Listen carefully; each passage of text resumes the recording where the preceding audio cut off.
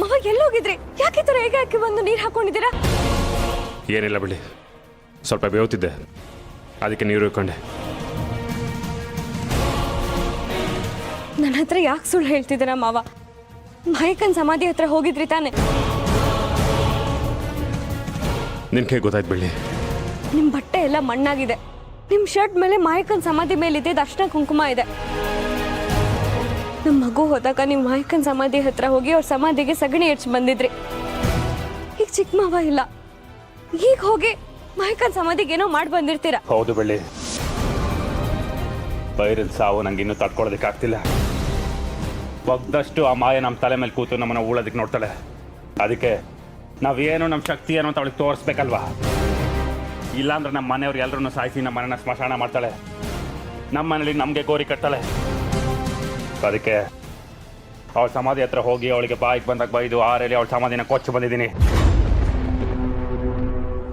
ಏನ್ ಹೇಳ್ತಿದ್ರ ಮಾವ? ಆರೇಲಿ ಮಾಯಕ್ಕನ ಸಮಾಧಿನ ಹಾಳು ಮಾಡ್ಬಿಟ್ರಾ? ಮತ್ತಿನೇನು ಬೆಳ್ಳಿ, ಅವಳನ್ನ ಸುಮ್ಮನೆ ಬಿಡೋದಕ್ಕಾಗತ್ತಾ? ನಮ್ಮ ಮನೆಗೆ ನುಗ್ಗಿ ನನ್ನ ಮಗು ನನ್ನ ತಮ್ಮನ ಸಾಯಿಸಿದಾಳೆ ಅಂತ ಅವಳನ್ನ ಸುಮ್ಮನೆ ಬಿಡೋದಕ್ಕಾಗತ್ತಾ? ಮಾವ, ಮಾಯಕ್ಕ ಈಗ ನಮ್ಮ ಜೊತೆಲಿಲ್ಲ.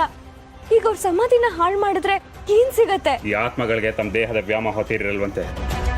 ಒಬ್ಬರು ಸಾಧಕರ ಆತ್ಮಚರಿತ್ರೆಯಲ್ಲಿ ಓದಿದ್ದೆ, ಅವರ ಆವಸ್ಥ ಸ್ಥಾನಕ್ಕೆ ತೊಂದರೆ ಆದರೆ ದಿಕ್ಕಪಾಲಾಗಿ ಓಡೋಗ್ತಾವಂತೆ. ಅದಕ್ಕೆ ಅವಳ ಸಮಾಧಿ ಹತ್ರ ಹೋಗಿ ಅವಳ ಸಮಾಧಿನ ಹಾರಲಿ ಆಗದೆ ಬಂದಿದ್ದೀನಿ.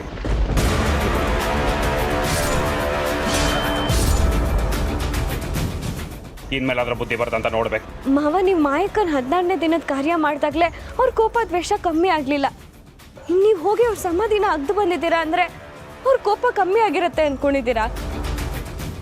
ಇನ್ನೂ ರೌದ್ರ ಅವತಾರ ತಾಳಿ ಏನು ಅನಾಹುತ ಮಾಡ್ತಾರೋ ಏನೋ ಗೊತ್ತಿಲ್ಲ. ಅದೇನು ಮಾಡ್ತಾಳ ಮಾಡಲಿ, ನಾನು ಎಲ್ಲದಕ್ಕೂ ಸಿದ್ಧವಾಗಿದ್ದೀನಿ. ಇವತ್ತು ಅವಳ ಸಮಾಧಿನ ಆರೆಲ್ಲ ಅಗ್ದು ಅವಳ ದೇಹನ ಚಿತ್ರ ಮಾಡಿದ್ದೀನಿ. ಮತ್ತೇನಾದ್ರೂ ನಮ್ಮ ಮನೆಯವ್ರ ತಂಟಕ್ಕೆ ಬಂದರೆ ಅವಳನ್ನ ಸುಟ್ಟು ಭಸ್ಮ ಮಾಡ್ತೀನಿ.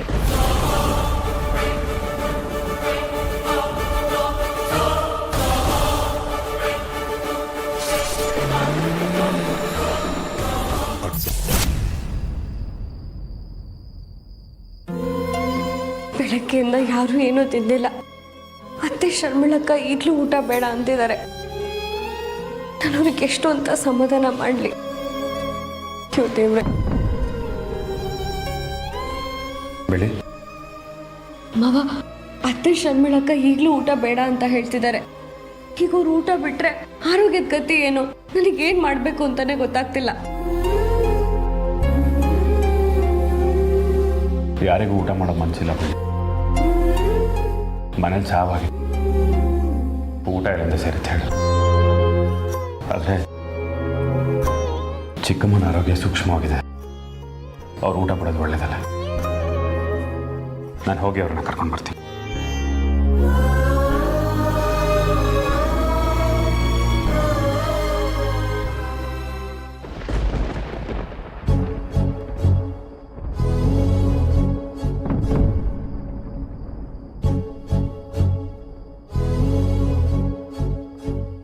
ಚಿಕ್ಕಮ್ಮ, ಶರ್ಮಿಳಾ, ಊಟಕ್ಕೆ ಬನ್ನಿ. ನನಗೆ ಊಟ ಬೇಡ ಅಂತ ಬೆಳ್ಳಿ ಹತ್ರ ಹೇಳಿದ್ನಲ್ಲ, ಅವಳು ನಿನಗೆ ಹೇಳಿಲ್ವಾ? ಹೌದಣ್ಣ, ನನಗೂ ಊಟ ಬೇಡ ಅಂತ ಹೇಳಿದ್ದೆ. ಬೈರನ್ ಸಾವಿಂದ ನಿಮ್ಮ ಮನಸ್ಸಿಗೆ ಎಷ್ಟು ಆಘಾತ ಅಂತ ನಂಗೆ ಗೊತ್ತು ಚಿಕ್ಕಮ್ಮ. ಆ ನೋವು ಎಲ್ರಿಗೂ ಇದೆ.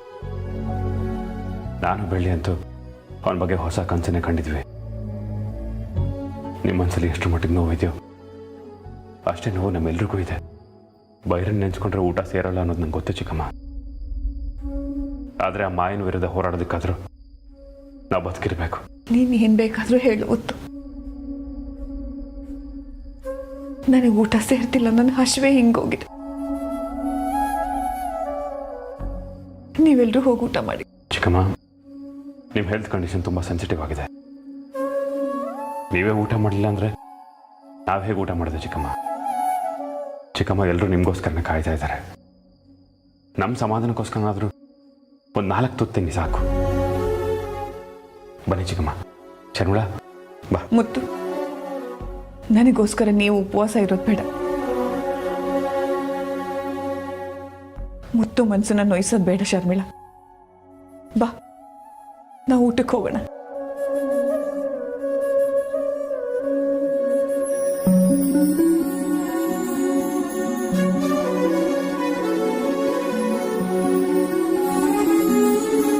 ಬೆಳ್ಳಿ, ಅಮ್ಮನೂ ಅಕ್ಕನೂ ನಾವು ಕರೆದ್ರೆ ಊಟಕ್ಕೆ ಬರಲೇ ಇಲ್ಲ.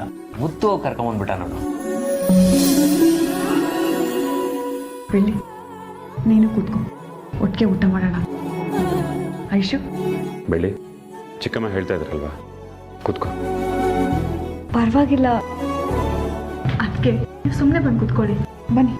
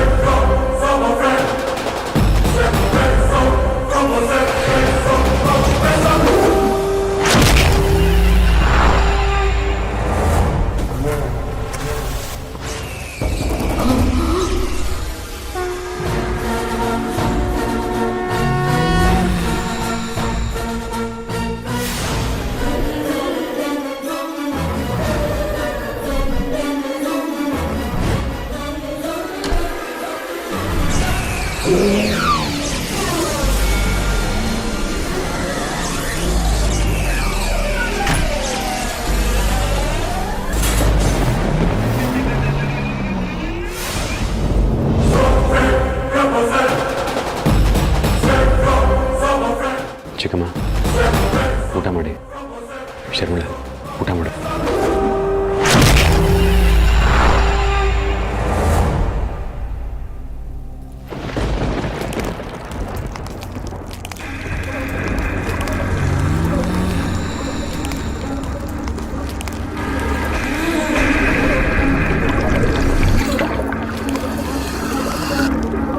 ಮುತ್ತು, ಊಟ ಸೇರಲ್ಲ ಅಂದ್ರೂ ಬಲವಂತವಾಗಿ ಕರ್ಕೊಂಬಂದೆ. ಈಗ ನೋಡು, ಅನ್ನ ಎಲ್ಲ ಹುಳು ಆಗಿದೆ.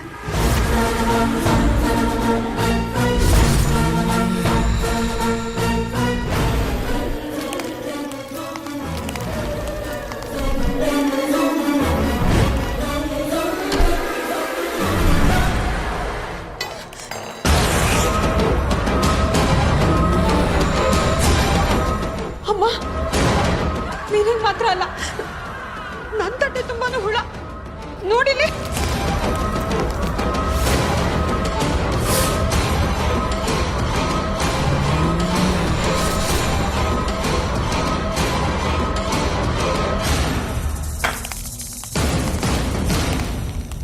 ಮುತ್ತು, ನನ್ನ ತಟ್ಟೆಲಿ ಹುಳ.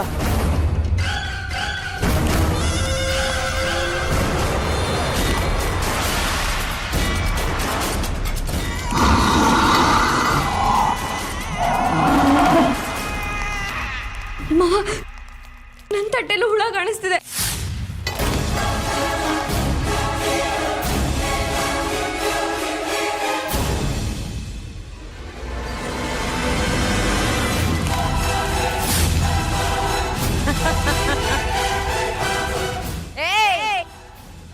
ನನ್ ಮೇಲೆ ಕತ್ತಿ ಬಸಿತೀರಾ? ಇದ್ದಾಗ ಗೋಳಾಡ್ಸದಲ್ದೆ ಈಗ ನನಗೆ ದಿಗ್ಬಂಧನ ಹಾಕಿ ನಾನಿರೋ ಜಾಗಕ್ಕೆ ಬಂದು ನನ್ನ ಸಮಾಧಿನ ಚಿತ್ರ ಮಾಡೋ ಧೈರ್ಯನ?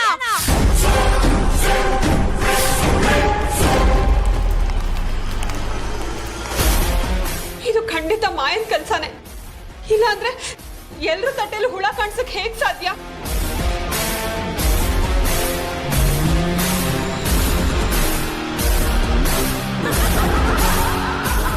ದಿಗ್ಬಂಧನ ಇರಬೇಕಾದ್ರೆ ಮಾಯ ಇದನ್ನೆಲ್ಲ ಮಾಡಕ್ಕೆ ಹೇಗೆ ಸಾಧ್ಯ? ಏನಿದು?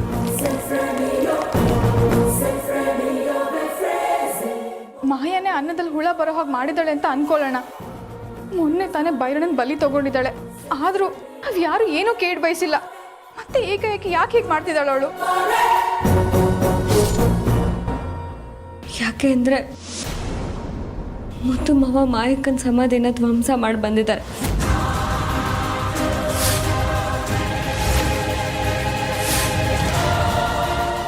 ಅದೇ ಕೋಪಕ್ಕೆ ಅವ್ರು ಹೀಗೆಲ್ಲ ಮಾಡ್ತಿರ್ಬೋದು. ಬೆಳ್ಳಿ ಏನು ಹೇಳ್ತಿದ್ಯಾ? ನೀನು ಹೇಳ್ತಿರೋದು ನಿಜಾನ? ಹೌದು ಚಿಕ್ಕಮ್ಮ, ನಮ್ಮ ಬೈರನ್ನ ಕೊಂದ್ಲು ಅನ್ನೋ ಸಿಟ್ಟಲ್ಲಿ ಹಾರೆ ತಗೊಂಡೋಗಿ ಅವಳ ಸಮಾಧಿನ ಹಗ್ದು ಬಂದಿದ್ದೀನಿ.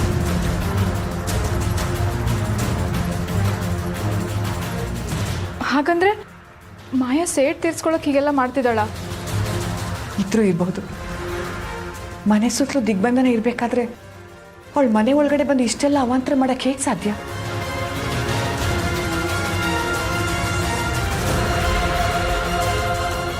ಮಾಯಕ ಈ ಥರ ಒಳಗೆ ಬಂದು ಅನ್ನ ಎಲ್ಲ ಹುಳ ಆಗೋ ಥರ ಮಾಡಿದ್ದಾರೆ ಅಂದರೆ ದಿಗ್ಬಂಧನ ಮತ್ತೆ ಕಟ್ಟಾಗಿರ್ಬೇಕು.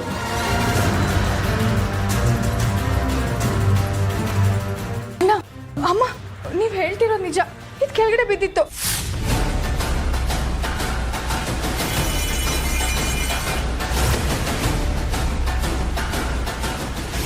ಹಾಗಾದ್ರೆ ಮಾಯನ ಆತ್ಮ ಮನೆಯೊಳಗೆ ಬಂದು ನಮ್ಗಳ ಮಧ್ಯೆನೇ ಇದೆ ಅನ್ಸುತ್ತೆ. ದಿಗ್ಬಂಧನನ ಸುಟ್ಟಾಕುವಂಥ ಶಕ್ತಿ ಅವಳಿಗೆ ಹೇಗೆ ಬಂತು?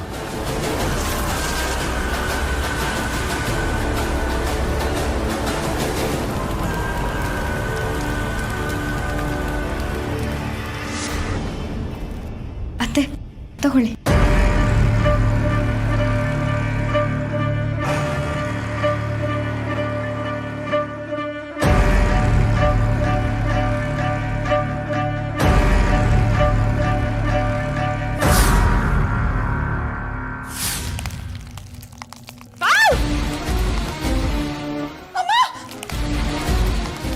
ಅಮ್ಮ, ಜಿರ್ಲೆ ಬ್ರೆಡ್ಡಲ್ಲಿ ಜಿರ್ಲೆ ಇದೆ ಅಮ್ಮ.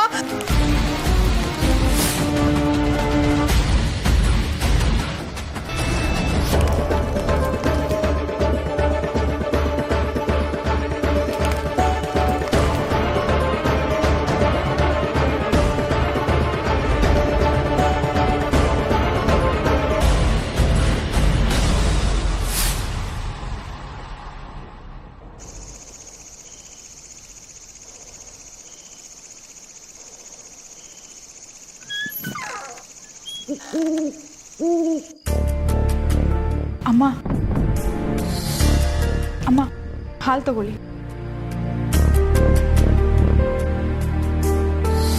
ಅಮ್ಮ ಸ್ವಲ್ಪ ಕುಡೀರಿ. ಅಲ್ಲಿಡು.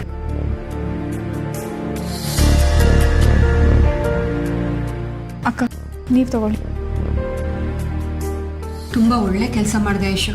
ತುಂಬ ಹಸುವಾಗ್ಬಿಟ್ಟಿತ್ತು. ನಾನಲ್ಲ ಅಕ್ಕ, ಅದಕ್ಕೆ ಕಳಿಸ್ಕೊಟ್ಟಿದ್ದು. ನಿಮ್ಮಿಬ್ಬರಿಗೂ ಸುಸ್ತಾಗಿರುತ್ತೆ ಅಂತ ಹೇಳಿ ಕಳಿಸ್ಕೊಟ್ರು.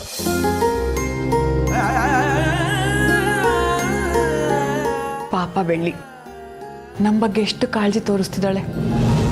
ಅವಳು ಊಟ ಮಾಡದೇ ಇದ್ರು ನಾವು ಊಟ ಮಾಡಿ ಸುಸ್ತಾಗಿದ್ದೀವಿ ಅಂತ ಕುಡಿಯೋದಕ್ಕೆ ಹಾಲು ಕಳಿಸಿದಾಳೆ. ಅವಳು ಕಳಿಸಿದ್ದಕ್ಕಾದ್ರೂ ನಾವು ಸ್ವಲ್ಪ ಕುಡಿಬೇಕಲ್ವಾ?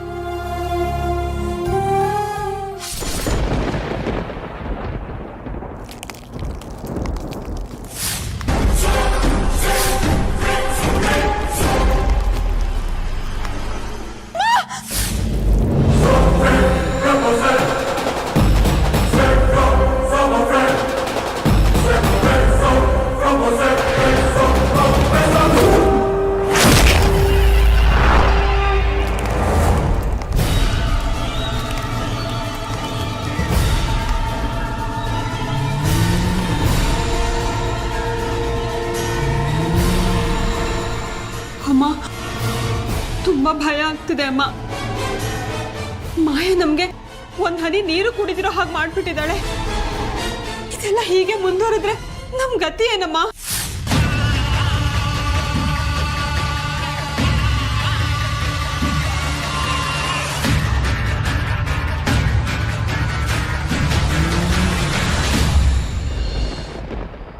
ಮಾವ, ಮಾಯಕನ ಆತ್ಮ ಈ ರೀತಿ ಕಿರುಕುಳ ಕೊಟ್ರೆ ಏನು ಮಾಡೋದು ಅಂತಾನೆ ಗೊತ್ತಾಗ್ತಿಲ್ಲ.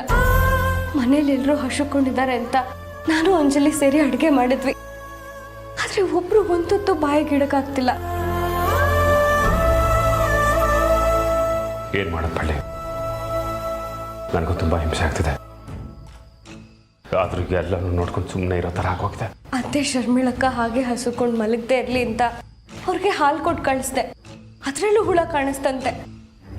ಹೀಗೆ ಆದರೆ ಪ್ರಾಣ ಉಳಿಸ್ಕೊಳ್ಳೋದಾದ್ರೂ ಹೇಗೆ ಮಾವ? ನಮ್ಮ ಸಹನೆ ಶಕ್ತಿ ಪರೀಕ್ಷೆ ಆಗೋದೇ ಇಂಥ ಸಂದರ್ಭದಲ್ಲಿ. ಇಂಥ ಪರಿಸ್ಥಿತಿಯಲ್ಲಿ ನಾವು ನಮ್ಮ ಧೈರ್ಯನ ಕಳ್ಕೋಬಾರ್ದು. ನಮ್ಮ ಆತ್ಮವಿಶ್ವಾಸನೇ ನಮ್ಮನ್ನು ಕಾಪಾಡೋದು. ಯಾವ ಧೈರ್ಯದ ಮೇಲೆ ಜೀವನ ಮಾಡೋಕ್ಕಾಗತ್ತೆ ಮಾವ? ಬಾಯಿಗನ್ನ ಇಡಕ್ಕಾಗ್ತಿಲ್ಲ, ನೀರು ಕುಡಿಯೋಕ್ಕಾಗ್ತಿಲ್ಲ, ಬದುಕೋದೇ ಕಷ್ಟ ಅನ್ನೋವಾಗ ಆತ್ಮವಿಶ್ವಾಸ ಇಟ್ಕೊಳ್ಳೋದಾದ್ರೂ ಹೇಗೆ? ಅಜ್ಜಿ ಯಾವಾಗಲೂ ಹೇಳ್ತಿದ್ಲು, ನಮ್ಮ ಕರ್ಮಕ್ಕೆ ಅನುಗುಣವಾದ ಜೀವನ ಸಿಗತ್ತಂತೆ. ನಾವೊಬ್ರಿಗೆ ಕೆಟ್ಟದ್ದು ಮಾಡಿದ್ರೆ, ದೈವ ನಿಂದನೆ ಮಾಡಿದ್ರೆ, ಗುರು ಹಿರಿಯರಿಗೆ ಅಪಚಾರ ಮಾಡಿದ್ರೆ ಈ ಥರ ಅನ್ನದಲ್ಲಿ ಹುಳು ಬೀಳತ್ತೆ ಅಂತ. ಆದರೆ ನಾವು ಯಾರೂ ಆ ಥರ ನಡ್ಕೊಂಡೋರೇ ಅಲ್ಲ. ಆ ತಾಯಿ ಚಾಮುಂಡಿ ಹೆಸರು ಹೇಳ್ದೆ ಒಂದು ಹನಿ ನೀರು ಕುಡಿಯೋರಲ್ಲ. ಆದರೂ ನಮಗೆ ಅನ್ನದಲ್ಲಿ ಹುಳ ಕಾಣಿಸುತ್ತೆ ಅಂದರೆ ನಾವಿನ್ನೇನು ಪಾಪ ಮಾಡಿದ್ದೀವಿ ಮಾವ? ಚಿಂತೆ ಮಾಡಬೇಡ ಬಿಡಿ. ನಾಳೆ ಖಂಡಿತವಾಗ್ಲೂ ಮಹಾಸ್ವಾಮಿಗಳು ನಮ್ಮನ್ನೆಲ್ಲ ಬರೋದಕ್ಕೆ ಹೇಳ್ತಾರೆ. ನಮ್ಮ ಅನುಮಾನಗಳೆಲ್ಲ ಹೇಳಿ ಎಲ್ಲನೂ ಬಗೆಹರಿಸ್ಕೊಳ್ಳೋಣ. ಸರಿ ಮಾವ, ಹಾಗೆ ಆಗಲಿ. ಮಾವ, ನಿಮಗೆ ಹಸುವಾಗ್ತಿಲ್ವಾ? ನಾನು ಮನುಷ್ಯನೇ ಅಲ್ವಾ ಬಿಡಿ? ಇಲ್ಲ ಅಂದ್ರೆ ಸುಳ್ಳಾಗ್ಬಿಡುತ್ತೆ. ಹಸುವಾಗ್ತಿದೆ. ನಿನಗೂ ತುಂಬ ಹಸುವಾಗ್ತಿದೆ ಬೆಳ್ಳಿ. ಬೆಳ್ಳಿ, ನೀನು ಕಷ್ಟ ಸುಖ ಬಡತನದ ಮಧ್ಯದಲ್ಲೇ ಬೆಳೆದು ಬಂದವಳು. ತಿಂಗಳಿಗೆ 2 ಪೂಜೆ ವ್ರತ ಅಂತ ಮಾಡಿದವಳು. ಹಸು ಎಷ್ಟು ಕ್ರೂರವಾಗಿರುತ್ತೆ ಅಂತ ನಿನಗೆ ಚೆನ್ನಾಗಿ ಗೊತ್ತಿರುತ್ತೆ. ಅದನ್ನು ಗೆದ್ದು ಬಂದವಳು ನೀನು. ಅದಕ್ಕೆ ಬೇರೆಯವ್ರ ಹಸು ಬಗ್ಗೆ ಅಷ್ಟೊಂದು ಯೋಚನೆ ಮಾಡ್ತೀಯ.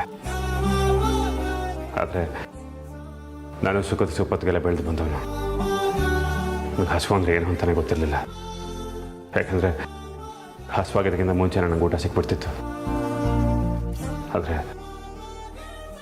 ಈಗ ಬೇರೆಯವ್ರ ಹಸುವಿನ ಬಗ್ಗೆ ನನಗೆ ಅರಿವಾಗ್ತಿದೆ ಬೆಳ್ಳಿ. ಆಗೋದೆಲ್ಲ ಒಳ್ಳೆದಕ್ಕೆ ಅಂತಾರಲ್ಲ, ಹಾಗೆ ಈ ಅನುಭವ ಆಗಿತ್ತು ಒಳ್ಳೆದಕ್ಕೆ ಅಂತ ಅನ್ಕೋಬೇಕು.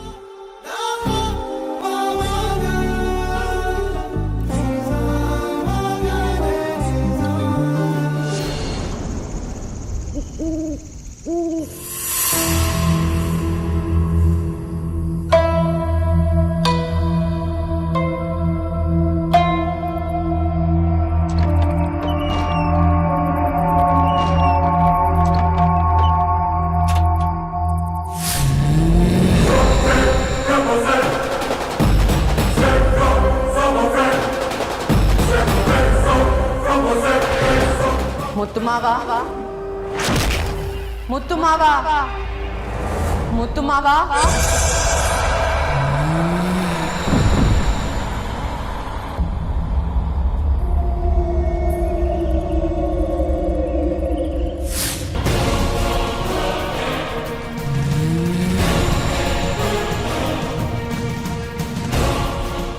ನೋಡಿ ಮಾವ, ನನ್ನ ಮುಖ ದೇಹ ಎಲ್ಲ ಹೇಗ್ ಛಿದ್ರ ಆಗೋಗಿದೆ ಅಂತ ನೋಡಿ ಮಾವ. ಇದೆಲ್ಲ ನೀವ್ ಕೊಟ್ಟಿರೋದು ಮಾವ. ನಾನ್ ನಿಮ್ ಪ್ರೀತಿ ಹೆಂಡತಿ ಆಗ್ತೀನಿ. ಈ ಜನ್ಮ ಅಷ್ಟೇ ಅಲ್ಲ, 7 ಜನ್ಮಕ್ಕೂ ನಿಮ್ ಹೆಂಡತಿ ಆಗಿ ನಿಮ್ ಜೊತೆ ಖುಷಿಯಾಗಿ ಬದುಕ್ತೀನಿ ಅಂತ ಎಷ್ಟೆಲ್ಲ ಕನಸು ಕಟ್ಟಿದ್ದೆ ಮಾವ. ನೀವ್ ನನಗೆ ಚಿನ್ನ chain, diamond necklace, gold bangles ನ ಗಿಫ್ಟ್ ಕೊಡ್ತೀರಾ ಅಂತ ಅನ್ಕೊಂಡಿದ್ದೆ. ಆದ್ರೆ ನೀವ್ ನನಗೆ ಹಾರೇರಿ ಏಟಿನ ಮೇಲೆ ಏಟು ಗಿಫ್ಟ್ ಕೊಟ್ರಿ ಮಾವ. ನಾನು ಈ ದೇಹನ ಛಿದ್ರ ಮಾಡಿ ಈ ಕಲೆಗಳೆಲ್ಲ ಶಾಶ್ವತವಾಗಿ ಗಿಫ್ಟ್ ಕೊಟ್ಬಿಟ್ರಿ. ನಾನು ಈ ರೀತಿ ದಿಕ್ಕಿಲ್ದೆ ಆತ್ಮ ಗಲಿತಿರೋದಕ್ಕೆ, ನನ್ ದೇಹ ಎಲ್ಲ ಛಿದ್ರ ಆಗಿರೋದಕ್ಕೆ ನೀವೇ ಕಾರಣ ಮಾವ. ನೀವಿಷ್ಟೆಲ್ಲ ಮಾಡಿದ್ರು ನಾನು ಸುಮ್ಮನೆ ಆಗಿರ್ಬೇಕಾ? ಅದಕ್ಕೆ ನಿಮ್ಮನ್ನು ಸೇರಿಸಿ ಪ್ರತಿಯೊಬ್ರು 1 ಅಂಗಳ ಅನ್ನ ಸಿಗದೆ ಉಪವಾಸ ಬಿಟ್ಕೊಳ್ಳೋಕೆ ಮಾಡಿದೀನಿ. ನಿಮ್ಮನ್ನು ಯಾರನ್ನು ನಾನು ಸುಮ್ಮನೆ ಬಿಡಲ್ಲ. ಒಬ್ಬೊಬ್ಬರನ್ನಾಗಿ ಕೊಂದು ನನ್ನ ಸೇಡನ್ನ ತೀರಿಸ್ಕೊತೀನಿ.